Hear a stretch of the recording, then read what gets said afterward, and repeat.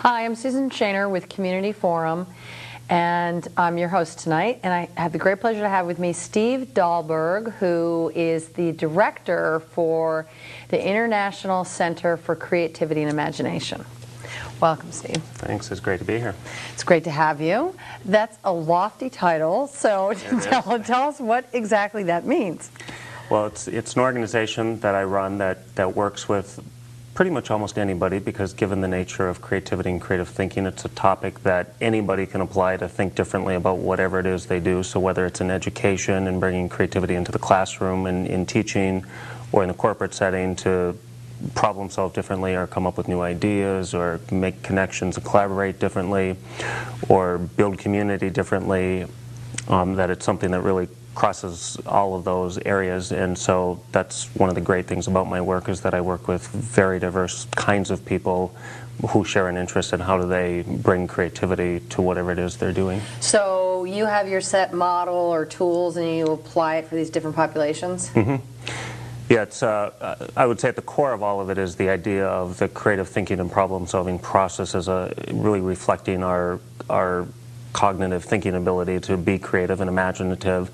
And it's also the part where we get stuck when we are trying to do something different but don't know how to sort of proceed to solve something in a new and different way, or come up with a new approach to something. So it's helping people really be deliberate and intentional about applying this. So in some ways it's not that this is terribly complicated, but it's often that we don't do it either individually or in groups of people. Mm-hmm. So it's how to really help people learn to do that better. Mm-hmm. And it's something we all had as kids, of course, that we did well. And anytime you might watch a 5-year-old play or invent or make believe, it's something we all did and have the capacity to do, but we often kind of unlearn it in our educational experience of one right answer and one way of looking at something. Yeah, well, it's a natural process. I mean, being creative is just by the fact that we're alive and born, but we get sort of, you're saying, socialized out of our natural inclination, our ability to tap into that. Yeah, and of course it's something that happens sort of in many areas. It happens at home, it happens in school, it happens sort of in society in general, and as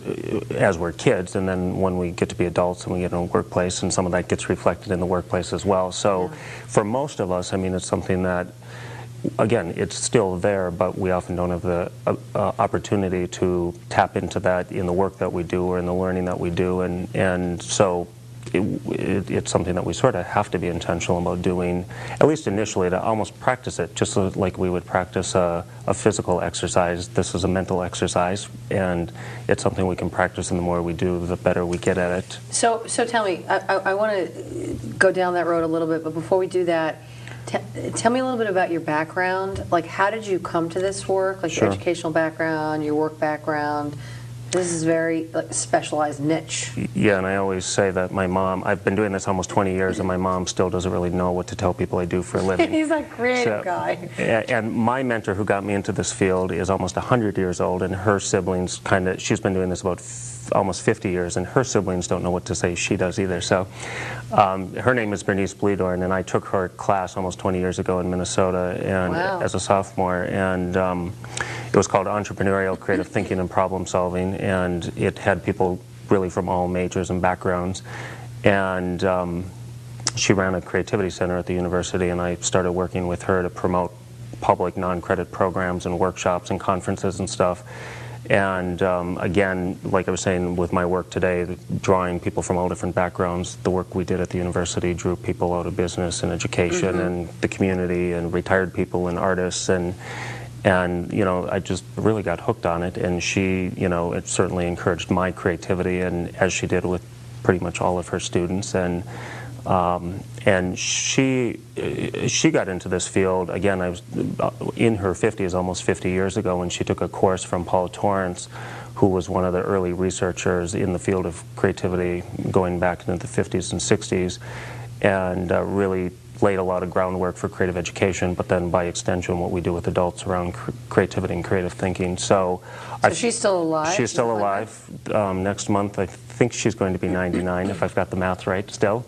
Okay, well, creativity served her well, I guess. Exactly. I mean, one of my great interests, as you know, is around creative aging, and I mean, she really is an example of that herself, and on many levels, including, going back to school later in life and almost creating a whole new life in the whole second half of your life.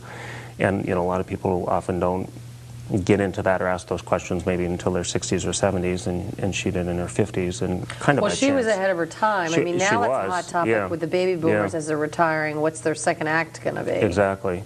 Yeah, and for me, I mean, that very much is a creative challenge, and so how to help people in that place in life to be able to use creativity and creative thinking to ask questions about what's purposeful and meaningful to me, and once I sort of explore what that is and make some connections, to have some practical tools to say, how do I implement that and make that real and live it out in the world. Well, it's interesting because you and I were talking earlier about how people tend to dissociate purpose and creativity or making a living. Somehow they think that they can't all go together. Yeah, and it's, to me, it's such a core connection to what this is all about, because so many times I saw people come to workshops for professional reasons and to learn team building and problem solving, but they often tapped into something that was very personal and very purposeful that they either hadn't thought about in a long time or perhaps ever, and started having this sort of awakening of their creativity and their creative selves. And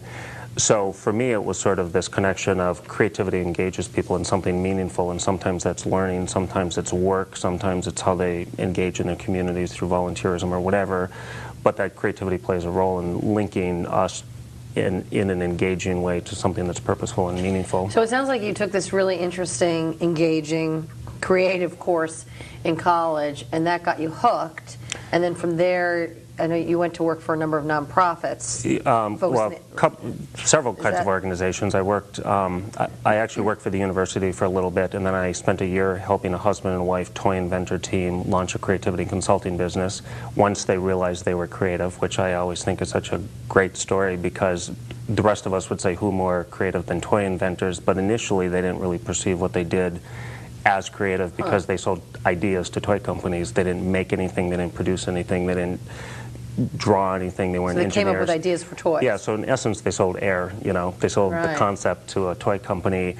And once they sort of expanded their idea about what is creativity, when they were in one of our programs at the university at the time, and realized what they do every day is very creative, and not only that, but it's a great metaphor to help the rest of us understand what creative thinking is about, using the metaphors from toy invention to talk about creativity and creative thinking. So I helped them get that launched, and they actually now do that as their primary work, and I don't think do a lot of toy business stuff right now.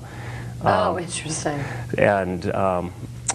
And then I ended up working in the corporate training conference business for a publishing company for a few years, and then ran a nonprofit focused on creativity and producing a conference. And now you've had your own firm now for how long? Well, off and on for a lot of years, and most recently as my primary work, I guess it's been about maybe 4 years. And again, just really working with all different groups, but particularly lately with a lot of schools and education and professional development around bringing creativity into the classroom, and particularly in light of a lot of emphasis around 21st century skills and creativity and collaboration and problem solving and critical thinking being among these top ideas of 21st century skills. Well, hot topic, and goodness knows our educational system needs a major overhaul. Yeah, and and there's a lot of people that are interested in it, and so to have some formal workshops and professional development and administrators who sort of get it and are willing to sort of begin to talk about this or do workshops around what is this and how do you bring it into the classroom is a good thing. And so you do your workshops with the administrators and the teachers? Yeah, I mean, sometimes together, sometimes separate, but certainly all of them have been in stuff that I've done, and that there's interest coming from all of them. And do you ever work with the students themselves?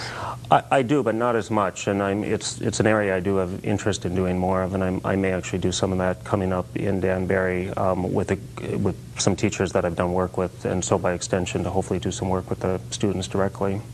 And I think that's good too for the teachers, because sometimes when these concepts are new to them, and how do you integrate it into what you're already doing so that you're not saying, well, this is today's flavor of the month, so put what you're already doing aside, but how do you actually incorporate it into what you're doing to do it differently, perhaps better, and bring new things into it, but without saying there's something wrong with that. Yeah. And so to model that with a group of students directly with the teacher at the same time instead of just doing it with a group of teachers, I think can definitely be a deeper experience. Yeah, so you have a set of tools and processes that you teach people in terms of how they stimulate their creativity? Mm-hmm. Yeah, again, sort of at the core is the creative process itself, and then there's some instruments that help people understand sort of the creative thinking styles and strengths, which is often a good starting point because it helps people both understand their own creativity strengths, but then also how does it relate to other people, and particularly if you work in a team. So say in a corporate setting where you're probably doing much more collaborative stuff every day than you might be in a school setting. Some schools probably do more than others, but certainly in a corporate environment there's almost nothing you do alone. So how does your particular set of creative strengths fit in with other people's, and recognizing that all of that is part of the creative process, not just sort of some of the traditionally stereotypical parts of being great at coming up with ideas, but that's part of it, along with seeing new opportunities and problems to solve and areas to pursue, and being evaluative, and also how do you implement this stuff, because sometimes people who are great at coming up with all the ideas aren't great at picking and implementing, and so how do you bring those pieces together, recognizing it's all part of the creative process. So I'm curious, because I do, as you know, a lot of work in the corporate arena and a lot with teams, etc. And so the assessment, the creativity or creative thinking assessment that you use, how different is that from a lot of the other assessments out there, like a Myers-Briggs, or, I mean, is this a proprietary assessment instrument that you created, one that you've tapped into? Or? I didn't create it. It was created by actually somebody who had an engineering background and worked in a company, and then kind of got hooked on this himself, and ended up starting his own center, and then teaching in a business school up in Canada. And he really was an advocate of the creative process, and so really based this on sort of some assumptions about what styles would fit with what parts of the process. So what I like about this is that because I'm using both of those anyways, they really go together in a very direct way, and people can sort of understand those links, where other assessments sometimes takes more explaining to link the assessment to the process and build the connections that are there. And so there is some overlap. I know, like, for instance, with Myers-Briggs, where the person who developed this actually has done some sort of comparing directly of those two instruments, and there's some links in some areas, but not in others. Like, I think it's true with a lot of assessments that some overlap, but some differences too. Yeah. And actually using sometimes more than one assessment can help people understand that that label doesn't mean the be-all and end-all of who you are, but that just because you're the same on this one doesn't mean you're going to be the same on the next one. Well, as with any model, I mean, the benefit is it gives people a shorthand and a common language, but you want to make sure, people don't get stuck with a label and it's limiting, because people are really complex. And sometimes people do latch on because it's so new to them and they find it so interesting. They're like, oh, well, now I know who I am and what I should do or who I should be. And it's like, it's a part of it. And it might change a little bit down the road. So don't. Especially if you're talking about creativity. Exactly. Right? You want it to be evolving, right? So do you just focus in on creative thinking versus other aspects of creativity? Like, how do you define creativity? I guess at the core, I look at being able to think in new ways and see in new ways, and so the thinking part, I would say, again, is sort of a base to all of it. But I do other sort of engagement, experiential activities that relate to trying to understand this better. And I also will collaborate with people who do very experiential stuff that might be in the arts or might be in performance or improv or whatever. One of the organizations that I've been talking with a lot, and we haven't collaborated in the workshop sense, but in some conference settings where we're talking about some of these ideas, is the dance company Palopolis here in Connecticut, which as an organization operates very creatively. I mean, their whole idea is about creative collaboration and how they take the creative process of what they do in the studio to develop a new dance or performance to actually run the organization as a creative organization, and so to me it's, first of all, such a great example of an organization trying to really implement what it means to be a creative organization and struggle with that. What would be an example of they're operating creatively that other organizations might not do? Well, sometimes they use the phrase radical democracy to talk about that you know, many voices matter in the process. So, for instance, they don't have just one artistic director like a lot of arts organizations do. They have 2 or 3 or 4 artistic directors at a time. And it isn't even that they all have the final say, that the dancers and performers also often contribute ideas into what it should look like or how it should function. And so... Does that get confusing or complex and messy? I'm sure it does. Too many cooks in the kitchen? Yeah, but not necessarily in a bad way. I think it's okay. Yes, it's messy, but it isn't a bad thing. You know, it's like, and I think that's part of this. I mean, to be hierarchical and more controlling, whether it's in a classroom or a workplace or a family or whatever, is easier. But it's probably not as rich or as engaging or as participatory as it would be if you are more collaborative about it and more equal about it. So, you know, I think their experience of what they're doing in an organizational setting, you know, is applicable to think about in a school setting of what does it look like if you run a classroom like that. I mean, I attempt to do that in the class that I teach at UConn, the Creativity and Social Change, that the students actually drive a lot of the content. So more than half of my syllabus at the beginning of the semester is blank, that they help choose topics and they help actually lead each week in class. Some of the readings and the guests or content that we do and explore. And so for the first 2 or 3 or 4 weeks of class, it's much messier than your typical class and cumbersome and chaotic.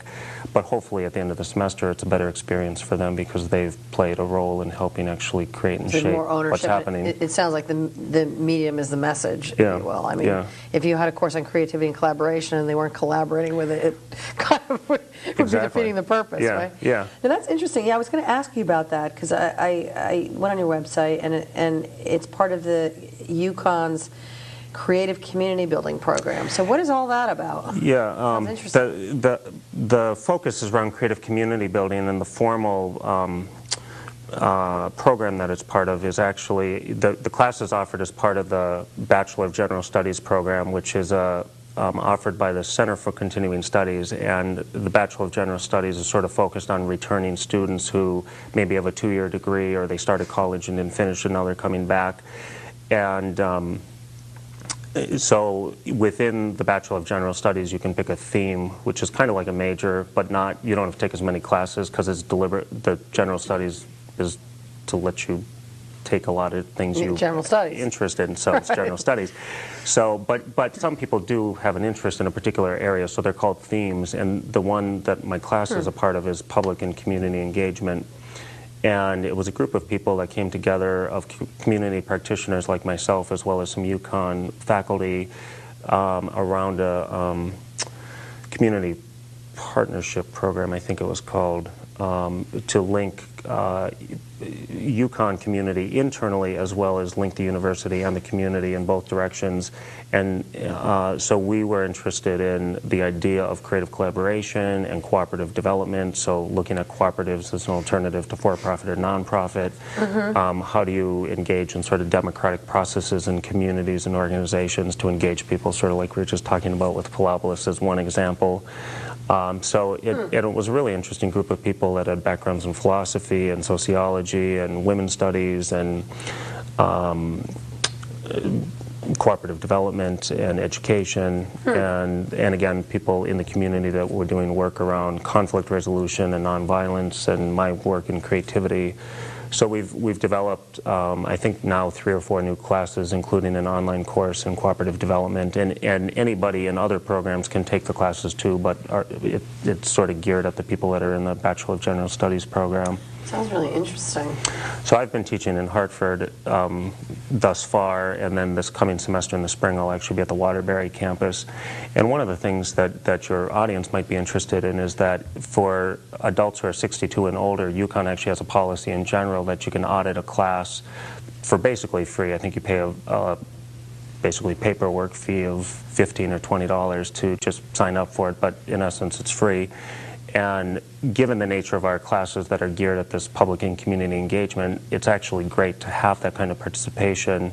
So you really have people of all ages in your class? Yeah, and we don't always have the auditors there. We did the first time we offered it in Storrs, which was great. We had 3 people from the Willimantic community at the Storrs campus, and it was really, really good because they were people who were very active in community engagement projects already in the class with the students who were in their 20s and 30s. And really talking about their life experience, and I bet they were even more motivated in doing their homework. That's why I always heard people audit are more invested sometimes. Even though they technically don't have to do it, but sometimes they're just so interested in it. So, and a lot of people don't know that UConn, that's true for all of UConn's courses, but I mean in these particular classes, it'd be great. So if anybody in this area has an interest in the Spring and the Waterbury campus, it's something that they could contact UConn about. So that's interesting. I was actually going to ask you for any other either low or no cost public forums for bringing creative people or people who want to be more creative together. Sure.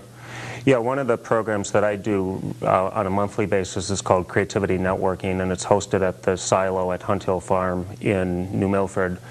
And it's always held on one Sunday per month for 90 minutes. And I often describe it as creativity and fill in the blank. And the blank is some guest who's doing something related to creativity, and could be about food, it could be about spirituality, it could be about education, art.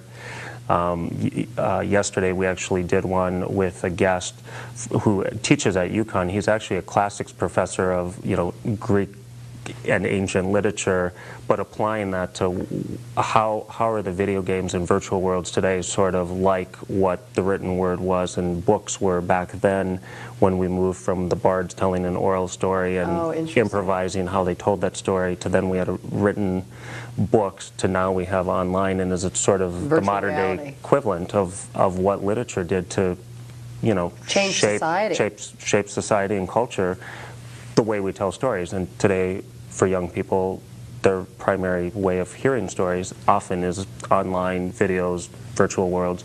So, well, it's definitely rewiring their brains. There's a lot of research coming out on that now. Yeah. So, his work, just making these links, I think, was a creative process, but how creativity is being used in these settings, I think, was quite fascinating. So, we'll actually take a break in December, and then we'll pick it up again in January. And, interesting. And I know you're doing something at the New Haven Festival? Yeah, we're actually in conversations right now to add a new element to the Arts and Ideas Festival, which will be in June in New Haven. I think it runs 10 days or 2 weeks. Yeah. And to actually embed a creativity component across the festival in some shape or form. We're still trying to figure out what that will look like exactly, but we think we will have some in-depth, intensive, maybe workshop formats, which will sort of be a new component, because right now it's primarily performance-based and sort of ideas lecture-based. So this would sort of be in between that. You know, it's interesting, because early in my career I was originally trained as an art therapist, expressive arts therapist. And so I remember then, and even now in my current role, when you talk about creativity or whatever, people have definite strong reactions to it. One way or the other, they either say, yeah, I'm a very creative person, or they say, I'm not creative. I mean, what? Of course everybody's creative, but some people say, I am absolutely not creative, I don't have a creative bone in my body. What's your reaction to that? How do you deal with that when people say that? I basically say I disagree with that, with their assessment of themselves, not your comment. You are too. And truly, I mean, because for a lot of people, like you said, their definitions about creativity have to do with the arts. And if they say, I don't draw, I don't paint, I don't write, therefore I'm not creative, you're not talking about me. I'm not an artist, with a capital A. Yeah, and so thinking about how I often try to clarify then is to say, that's the creative arts, but there's a lot of other things too. And so in a workshop setting, I often will start by having a conversation with the audience about what is creativity, and we might even spend an hour or more on that conversation, because it really helps push open. There's so many ways to define it. So just give us some headlines on how you define it. Well, so people will often share, and I share these thoughts that, ideas about openness and adaptability, and the idea of thinking out of the box. And that's an overused term. It is, and I often don't use it, but people will often share that as one of their defdefinitions, because that's what they think it's like a rote response now, and what does that really mean? Everybody uses it today. I actually, several years ago, heard an interview with Sting where he was talking about one of his new albums that had come out at the time, and it was sort of hard to categorize, and he said, I don't like to to ghettoize my music, and it just struck me like that's such a richer metaphor than thinking out of the box. If you say thinking out of the ghetto, and I know that can also raise other negative connotations, yeah. but what I like about it is so many people's initial thoughts about ghetto are all negative, but if you start to have a conversation about a ghetto or what's happening in a ghetto, you'll often get into the fact that there are positive things, or some of your work about resilience, that people can be very resilient in those settings, and to realize that everything about it is not necessarily negative. Yeah. And so, you know, to think beyond it might be to say to grow or to improve or to change, but all of that can open up a conversation about what does it mean to think differently, what does it mean to find negative and positive in any constrained situation, whether it's a box or an organization or a ghetto or... What's your greatest hope with this work? I think to engage people in a better quality of life, because they're tapping into their creativity and applying it to some aspect of their life. And so whether it's a young person in a school setting, whether it's an adult in a workplace setting, whether it's a retiree engaging in community in a new way, whether it's an artist doing something differently, but the strand across that is that if you do those things, that you discover your creativity and apply it to something that matters to you, that I think your life is better. I mean, so if you had one suggestion to give somebody who wanted to foster a little bit more creativity, 5%, 10% in their lives, what could they do? I guess a couple things I would say. One is to try new things, and even everyday mundane things, like when I worked with the toy inventors, I remember one of the things that either he read or he just sort of thought about was, you know, wear your watch on a different wrist. And just kind of as a reminder that yes, it's uncomfortable, but you can live with it. You know, it's different, but it's totally doable. Or, you know, take a new route, or eat something differently than you might. I mean, like if you're eating an orange or an apple, like pay attention to it. And this whole idea of being aware and present, sort of that comes out of meditation and yoga and other things. I mean, the idea of being present in the moment, that heightens your awareness, and when your awareness is heightened, that you might make new connections differently. And I think the other part is get the judgment out of the way. That's a big one. Being creative. Boy, we can have a whole other show on that. That's a huge one. If people are interested in talking to you more, finding out more about your work, where might they contact you? My website is appliedimagination.org, and I'm based out of New Milford. Okay, great. Steve, thanks for coming on the show. Thank you very much. Until next time, I'm Susan Shaner with Community Forum. Thanks for joining us.